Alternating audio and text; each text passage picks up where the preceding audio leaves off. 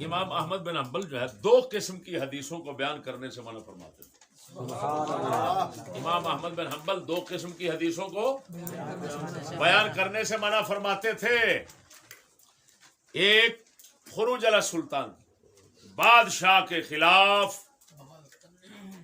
بغاوت کرنے، ان کے ساتھ لڑنے کی جتنی حدیثیں بظاہر جن سے یعنی یہی معنی نکلتا ہے کہ بس لڑ جاؤ ہیں، جیسے فمن جاہدہم بیدہ فہو مومن، اس جو مسلم کے اندر حدیث ہے، اس کو امام احمد بن حنبل ایسی حدیثوں کو بیان کرنے سے سختی سے منع فرماتے یہ لوگوں کے لیے فتنہ تم کیا کرنا چاہتے ہو؟ لڑائیاں ڈالوانا چاہتے ہو؟ امت میں فساد کرنا چاہتے ہو؟ اللہ اکبر کبیرہ. اس پر دلیل کیا ہے؟ یہ دیکھو، یہ امام کے عقیدے کی سب سے معتبر کتاب یہ ہے. امام احمد کے عقیدے کی سب سے معتبر کتاب یہ ہے، کتاب السنہ ابو بکر خلال کی. سبحان اللہ. ابو بکر خلال 311 میں ان کی وفات ہے. سبحان اللہ. امام احمد بن حنبل کے اصحاب کو یہ دیکھنے والے ہیں. امام احمد بن حنبل کے بیٹوں سے یہ روایتیں لینے والے ہیں. امام احمد بن حنبل کا خود انہوں نے جو ہے وقت نہیں پایا، ان سے سما نہیں کر سکے، ٹھیک ہے، لیکن آپ کے تلامذہ اور اصحاب سے اور شاگردوں سے اور بیٹوں سے، اولاد سے یہ روایتیں لینے والے ہیں. سمجھ آئی کہ نہیں؟ ایک واسطے سے کبھی لیتے ہیں، کبھی 2 واسطوں سے لے لیتے ہیں. سمجھ نہیں آ رہی؟ کبھی 3 واسطوں سے لے لیتے ہیں، لیکن ہے بہرحال قریب. تو یہ محرر مذہب ہے، ان کے جامع مذہب ہے. ہاں جی، امام احمد بن حنبل کا مذہب چاہے عقیدے کا ہو اور چاہے جناب جی ہو کس کا، فقہ کا، فروع کا یا اصول کا، دونوں کو جمع کرنے والے یہ ہیں. اس کتاب کے اندر، کتاب السنہ کے اندر پہلی جلد جو ہے اس کے صفحہ نمبر 103 پر یہ دیکھیں، باب الانکار علی من خرج علی السلطان، بادشاہ کے خلاف جو نکلتا ہے لڑنے کے لیے، سبحان اللہ، اس پر انکار کرنا اور اس کو اس کی اجازت نہ دینا، اس کو غلط قرار دینا. یہ امام احمد یہ عنوان ہے موٹا سا. اس کے تحت کتنی روایتیں ہیں وہ گنی نہیں جاتی. سبحان اللہ. بات نہیں سمجھ رہے؟ کتنی روایتیں ہیں گنی نہیں جاتی. یہ مشہور مسئلہ ہے. اسی وجہ سے وہ مسلم کی روایت جو ابھی جس کا اشارہ کیا، من جاہدہم بیدہ، اس کو امام احمد نے ضعیف قرار دیا اور فرمایا اس کے راوی عبداللہ ابن مسعود ہیں. عبداللہ ابن مسعود کا فرمایا مذہب واضح ہے. کیا کہ وہ فرماتے تھے، عبداللہ ابن مسعود فرماتے تھے بادشاہ ظلم بھی کرے تو صبر کرو. کیا کرو؟ صبر کرو. تو فرمایا ان کا مذہب تو یہ معروف ہے. یہ روایت جو لایا ہے، ایک راوی کا نام لے کر آپ نے اس پر رد کر دیا. حارث بن فضیل ختمی جو ہے، ختمی اس کی وجہ سے رد کر دیا. اور شکر ہے خدا کا آج ہی ناچیز نے اس پر غور کیا تو اس کا محور اور مدار جس پر یہ گھوم رہی ہے حدیث، وہ عبد الرحمن بن مسور بن مخرمہ ہے. اور عبد الرحمن جو ہیں ان کو حافظ نے تقریب میں مقبول لکھا ہے.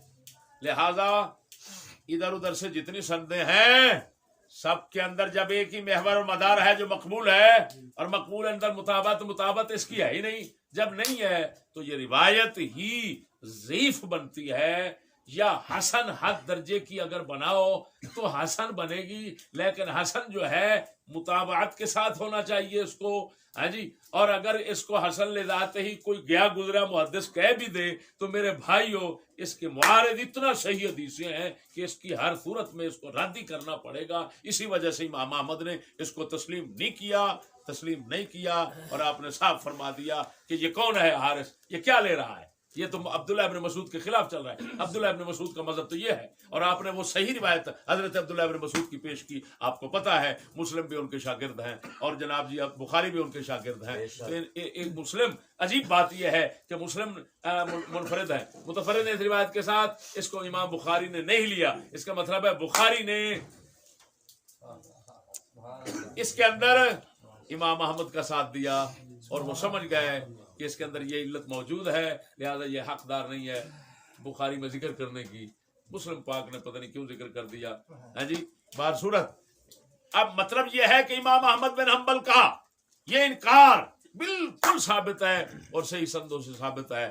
کیا آپ کبھی اجازت نہیں دیتے تھے ایسی روایتوں کو پڑھنے کی جو خروج علی سلطان کی. دوسرا کون سی؟ تنقیص صحابہ, سندیں صحیح ہوں, روایتیں صحیح ہوں, لیکن صحابہ میں سے کسی کی تنقیص ہو تو امام احمد پڑھنے کی اجازت نہیں دیتے تھے. عجیب بات ہے, یہ بھی آپ کو پورا عنوان دکھاتا ہوں اسی کتاب میں. یہ دیکھو میرے بھائی, یہ دیکھو التغلیظ علی من کتب الاحادیث التي فیہا طعن علی اصحاب رسول اللہ صلی اللہ علیہ وسلم. سختی کرنا امام احمد کا ان لوگوں پر جو ایسی حدیثیں لکھتے ہیں جن میں صحابہ پر طعن تشریح ہو. سبحان اللہ. حدیثیں لکھنے ہی نہیں دیتے تھے. آپ جب جاتے تھے نا, پتہ کیا کرتے تھے؟ ہائے ہائے ہائے ہائے, جب جاتے تھے کسی محدث کے پاس, اگر وہ ایسی روایت کرتا, آپ کانوں میں انگلیاں ڈال کر اٹھ کر باہر چلے جاتے.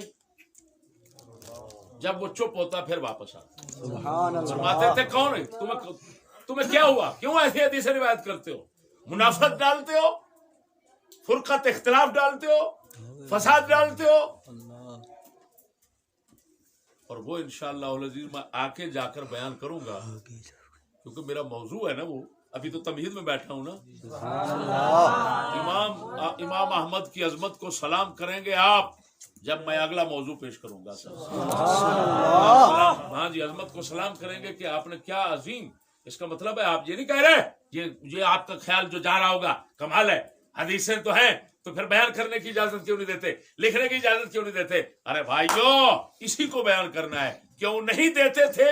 رسول اکرم کے فرمان کے مطابق نہیں دیتے تھے. صحابہ کی اجماع اتفاق کے مطابق نہیں دیتے تھے. یہی تو مسئلہ ہے جس کو بیان کرنا ہے.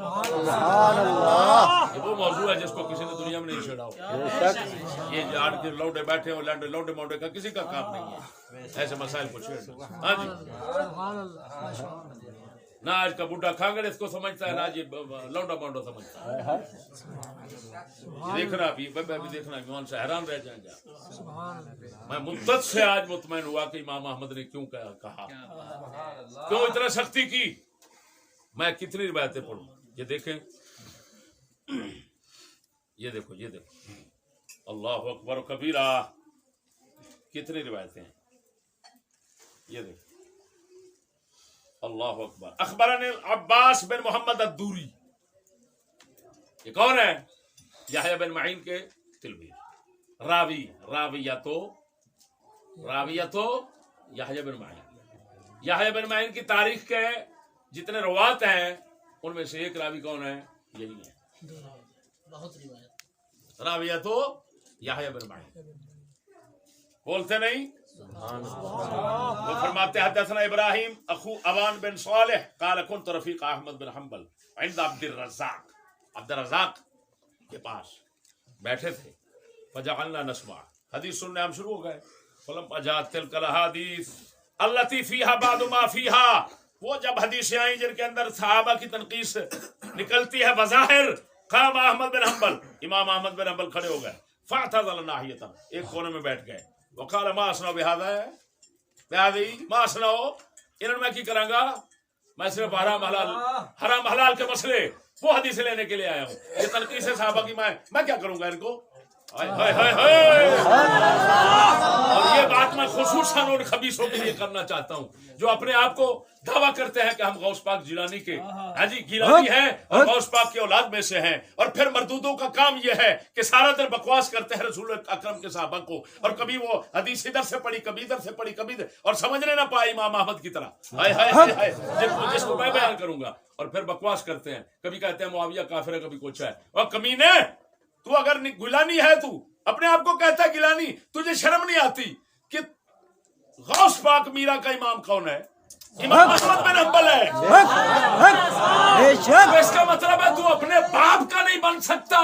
جب تو حضرت معاویہ کے خلاف بولے گا بھوکے گا تو پھر سمجھ لے تو اپنے تو غوث پاک جیلانی کا نہیں، کیوں کہ غوث پاک جیلانی تو امام احمد کے ہیں۔ سبحان اللہ، امام احمد تو صاف فرما رہے ہیں، وہ سننا نہیں چاہتے، وہ سننا نہیں چاہتے وہ حدیث، وہ سننا ہی نہیں۔ ما اسنع بہذہ، اس کو میں کیا کروں گا، میرا کیا کام ہے اس سے؟ اس کا مطلب ہے ائمہ کرام سے بغاوت کرنے والا مردود وہ سمجھتا ہے میرا کام ہے۔ امام احمد سمجھتے ہیں ایسی روایتوں کی طرف کان دھرنا میرا کام ہی نہیں ہے۔ بولو تو صحیح ہے، یہ کیا ہے؟ ما اسنع بہذہ فلما انقطعت تلك الاحاديث فجاء، جب وہ حدیث ختم ہو گئی آئے اور پھر سننا شروع کر دیا۔ بولتے نہیں سبحان اللہ، بولتے نہیں، ذرا بولو بولو بولو۔